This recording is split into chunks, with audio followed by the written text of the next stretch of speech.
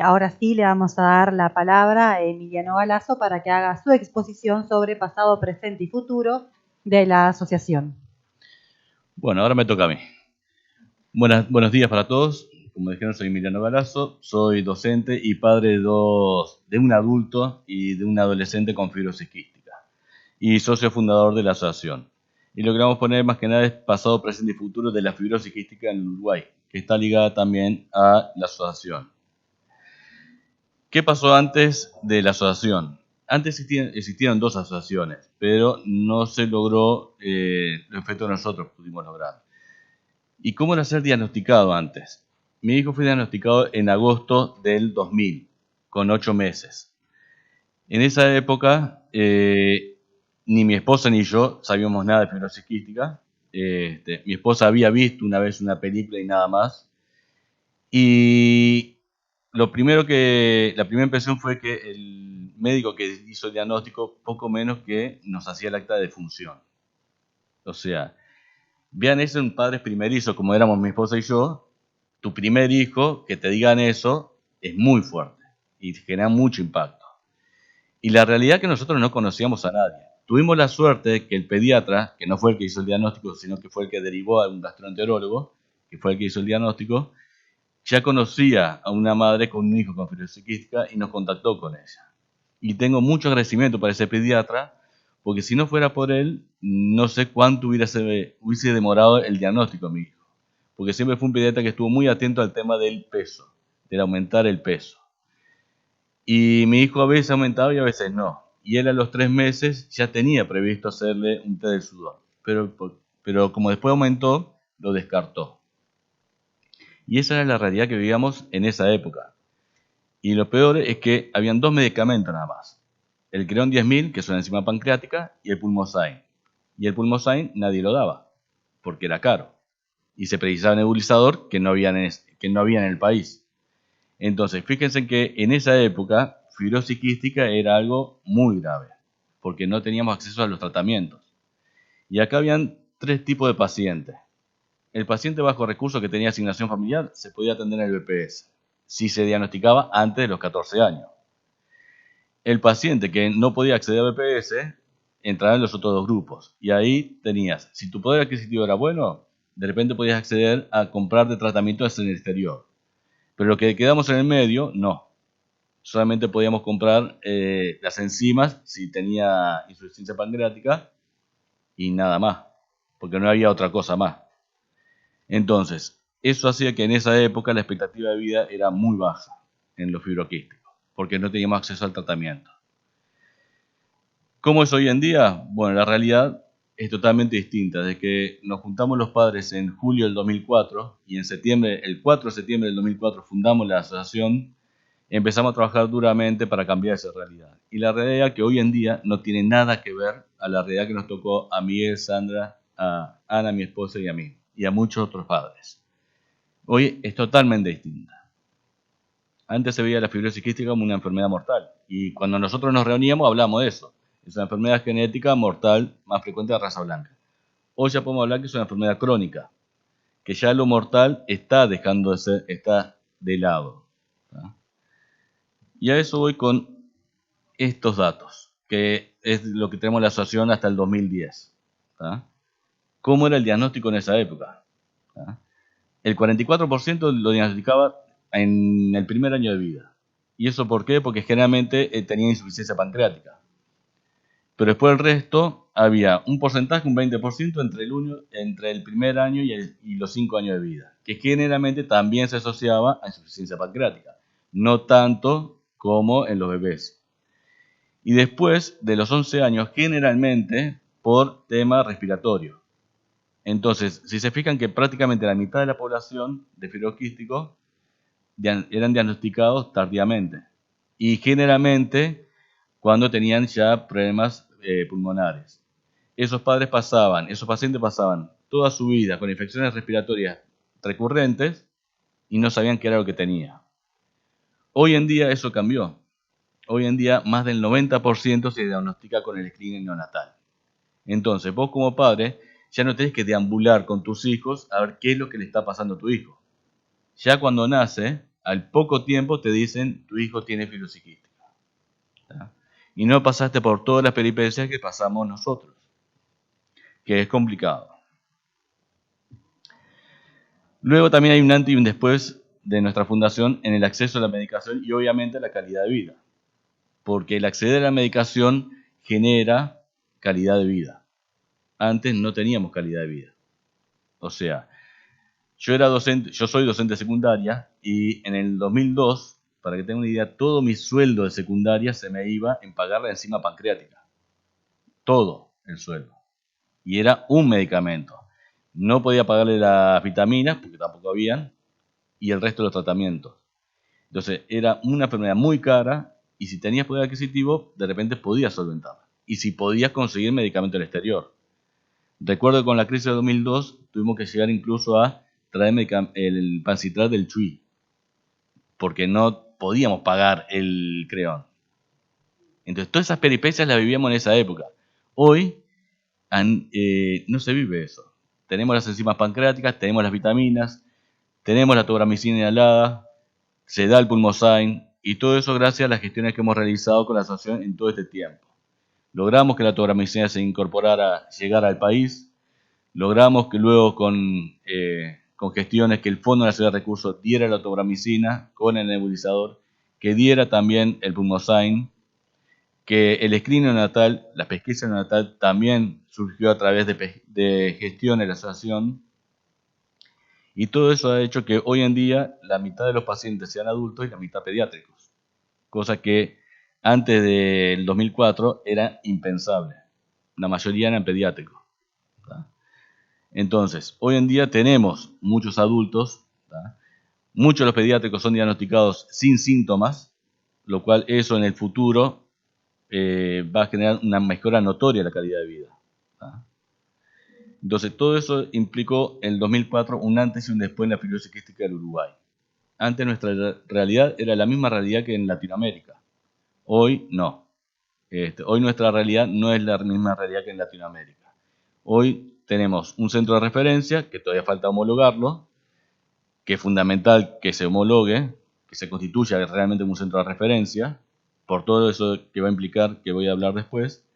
Tenemos todos los tratamientos, y todos los tratamientos sin costo, lo cual para nosotros es fundamental, porque nos quita mucho peso encima. No voy a olvidar nunca cuando Antonella Catarina le mandó, cuando era bebé, le mandó todos los análisis para hacer, y yo me ponía a pensar, si esto lo tengo que hacer en la sociedad médica que lo atiendo, le tengo que pedir parar, tengo que sacar un préstamo, porque era una montaña de análisis y eso fue todo sin costo. Todo gracias a que, bueno, el centro de referencia fue, como dijo Miguel, gestiones que nosotros realizábamos, porque antes eran unidades que atendían solamente a los que ingresaban por asignaciones familiares. Y gestiones que realizamos nosotros logramos que se tomara conciencia y se atendiera a todos los pacientes fibroquísticos del país, sin importar la edad, sin importar si cobraban asignaciones. Y bueno, y ahora, ¿qué es vivir con fibrosis quística? Porque una de las cosas que nosotros nos dimos cuenta como asociación en el 2004 es que los padres no hablábamos con la gente sobre la enfermedad de nuestros hijos. Y obviamente los pocos adultos que habían tampoco se hablaba. Y una de las cosas que nos costó muchísimo es exponernos a la sociedad sobre qué es la fibrosis quística. Y acá quiero destacar el tema de la ventaja del diagnóstico precoz, el screening neonatal o pesquisa neonatal. El no tener que deambular para saber qué es lo que tiene tu hijo es fundamental, porque eso te lleva a aceptar la enfermedad también más rápido. Si vos tenés que pasar 12, 14, 20, 30 años porque han diagnosticado adultos y pasaste toda tu vida sin saber qué tenés, ¿tá? También es más difícil aceptar la enfermedad y cambiar hábitos. Entonces, la ventaja del diagnóstico precoz, que en el caso mío, en el caso de mis hijos, fue un diagnóstico precoz porque fue cuando eran bebés. Nos permite adaptarnos más rápido a la enfermedad. Aceptarla lleva su tiempo. Y lo otro, que vivir, y hablo de la perspectiva de padre porque me parece que es una falta de respeto hablar por el paciente, por la persona con fibrosis quística. Yo puedo hablar como padre de lo que es para nosotros, tanto a mí como a mi esposa, lo que es vivir con la fibrosis quística. Y una de las cosas que uno vive son las tensiones familiares, porque la fibrosis quística es una enfermedad muy demandante y eso te genera tensiones. Y esto es importante para entender el por qué exigimos lo que exigimos. ¿Tá? Esas tensiones familiares se dan porque, bueno, primero aceptar el diagnóstico. Vos tenés un hijo y pensás en el futuro de tu hijo. Y la fibrosis quística te hace pensar en el presente. Sobre todo los que vivimos como viví yo desde el 2000 con esta enfermedad, es muy difícil pensar en el futuro. Tenés que focalizarte en el presente, conocer a tu hijo, conocer la enfermedad, ver cómo va evolucionando, pero eso es presente. La exigencia de los tratamientos, que la fibrosis quística tiene 3 pilares: la nutrición, la antibioterapia, la fisioterapia y el deporte. Son 3 cosas que son fundamentales para el fibrosis quístico, pero eso implica disciplina, implica exigencia. Tiene que alimentarse bien, hay que hacer los tratamientos nebulizados con antibioterapia, ¿tá? Que eso de repente implica 4 nebulizaciones al día, 2, una con suero salino, otra con pulmozyme, luego viene la fisioterapia, luego viene el tratamiento antibiótico nebulizado.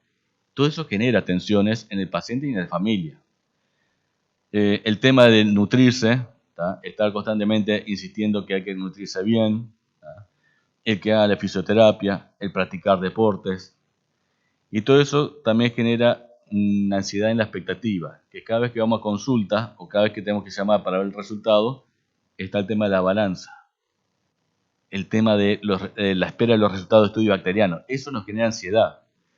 El ir a consulta y ver, bueno, aumentó, no aumentó, se estabilizó, porque eso significa que, bueno, hay que después ajustar la nutrición o ver por qué, si se está nutriendo bien, por qué no está aumentando de peso. Y depende, tiene que ver con los resultados del estudio bacteriano, que también es toda una expectativa. Si tiene pseudomonas, si no tiene pseudomonas, qué bacteria tiene, porque eso implica después un tratamiento con antibioterapia. Entonces, todo eso va generando tensiones a nivel familiar. El tema de las internaciones. Este año, en julio de este año, fue la primera vez que tuve que internar a mi hija, a uno de mis hijos, con tratamiento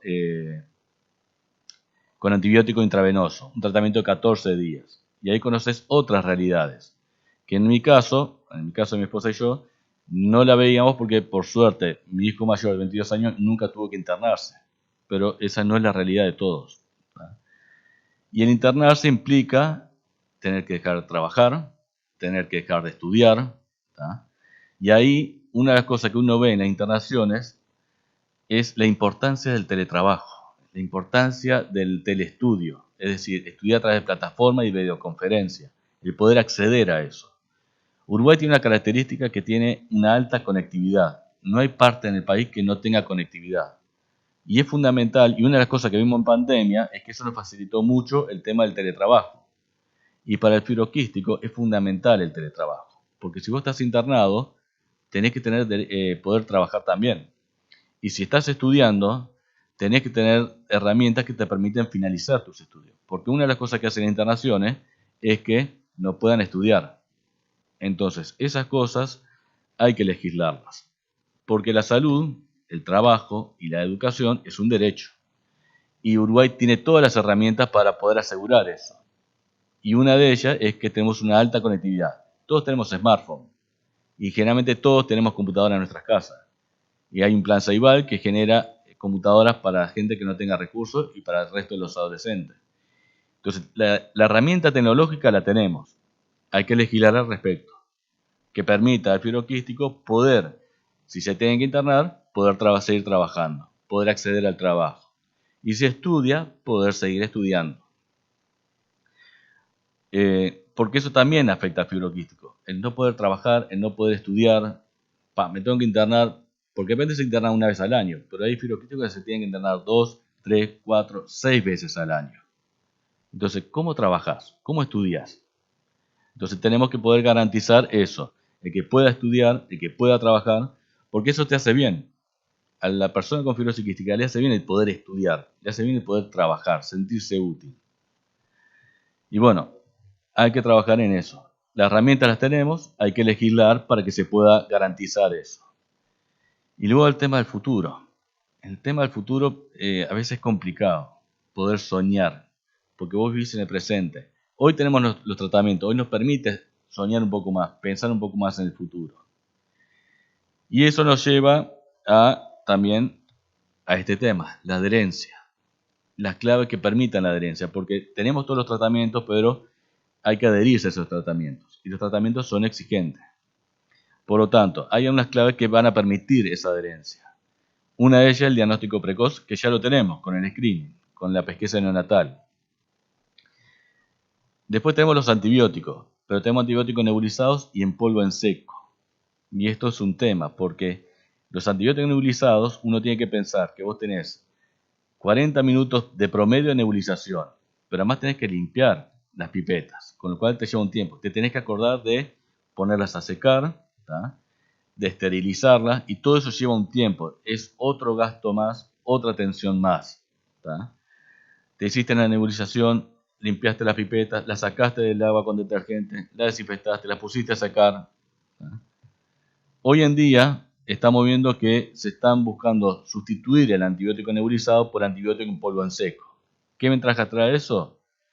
Que mientras que el antibiótico nebulizado vos tenés por lo menos un promedio de 1 hora entre que vos te nebulizás y limpiás y demás, con el polvo en seco es ¡puf! Y ya está. O sea, no es nada. Y no tenés que limpiar.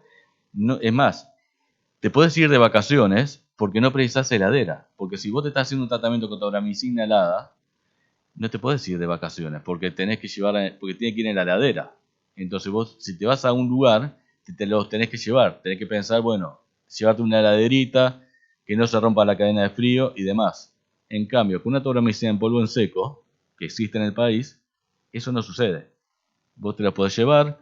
Es más, te podés ir a trabajar, te lo haces en el trabajo, porque es un segundo nada más, y listo. Lo llevas en el bolso y listo. Entonces, todo eso facilita la adherencia, porque es tiempo menos que vos perdés. Es tensión menos que vos generás. Lo otro, el tema del acceso al trabajo y el estudio, que también fortalece la adherencia. El que vos puedas trabajar, el que puedas estudiar y que se legisle al respecto, que a vos te facilite poder hacer el tratamiento mientras estudiás y trabajás, también va a favorecer la adherencia al tratamiento. Tema centro de referencia. Como decía Ruth, antes yo tenía que llevar a la pediatra, el pediatra me tenía que pase para el gastroenterólogo, pase para el fisiatra, yo tenía que pedir número para la pediatra, ir a la pediatra, después tenía que pedir número al gastroenterólogo, tenía que ir al gastroenterólogo, después tenía que pedir número al fisiatra, tenía que ir al fisiatra. Todo eso es pérdida de tiempo y es burocracia. Un centro de referencia, todo eso reduce, porque vos vas una vez y te atendés con todos una vez. Pero además también el acceso al medicamento.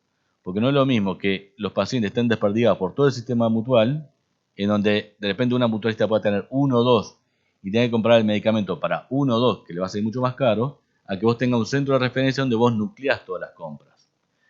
Es mucho más eficiente. Pero además, eso hace que hasta el profesional, un profesional que tenga 1 o 2 pacientes fibroquísticos que lo ve cada tanto, no le da tiempo para formarse. Pero si vos tenés un centro de referencia, ese profesional no va a ver a 1 o 2.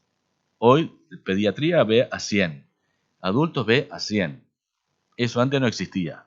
O sea, la pediatra que atendía a mis hijos veía 2, 3, 4 pacientes. Hoy lo ve a todos. Por eso es fundamental el centro de referencia. Porque además, a nivel de la salud también, si vos sabés que existe un centro de referencia y tenés dudas, tenés a quién consultar.